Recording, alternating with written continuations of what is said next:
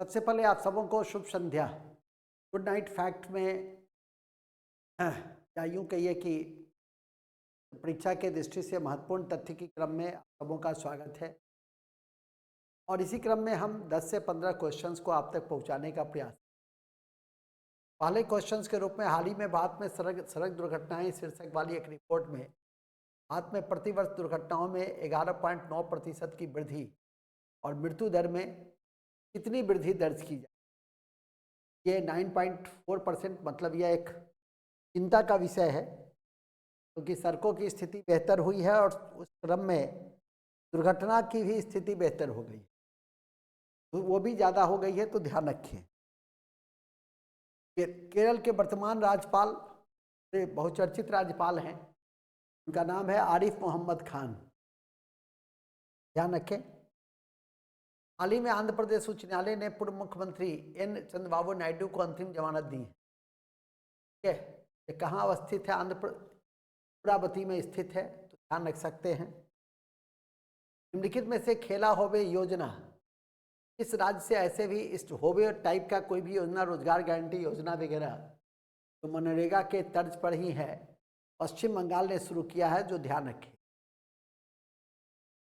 लिखित में से किस मंत्रालय के द्वारा कार्यान्वित राष्ट्रीय ग्रामीण रोजगार गारंटी स्कीम मनरेगा सरकार का प्रमुख रोजगार कार्यक्रम है?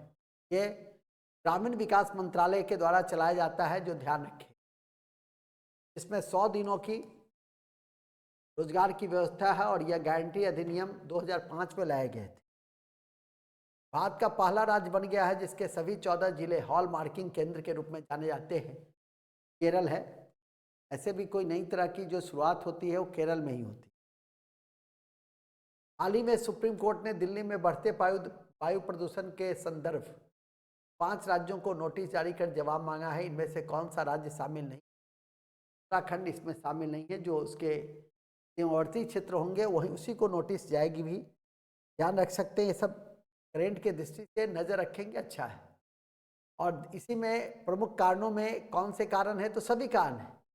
तो शहर की लैंडलॉक्ड भौगोलिक स्थिति है क्योंकि समुद्र नहीं है, वाहन का उत्सर्जन होता है, पराली भी है जो कृषि के अवशिष्ट पदार्थ है, और औद्योगिक प्रदूषण। ये दिल्ली के वायु प्रदूषण के लेवल को काफ़ी बढ़ा दिया है, कि आप याद करके रख सकते हैं।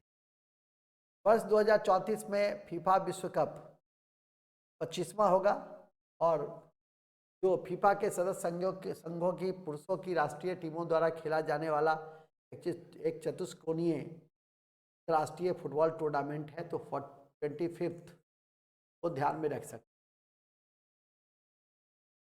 चंदुबी महोत्सव कहाँ होता है? तो लगातार मैं इसको आकृष्ट कर रहा हूँ उड़ीसा में। और अंत में हम थैंक यू के साथ गुड नाइट फैक्ट को समाप्त करना चाहेंगे। छोटे छोटे तथ्य आप तक लगातार पहुंचाई जा रही है। इसी कड़ी में हम आपके समक्ष हैं। जय हिंद, जय भारत। बहुत बहुत धन्यवाद। Thank you.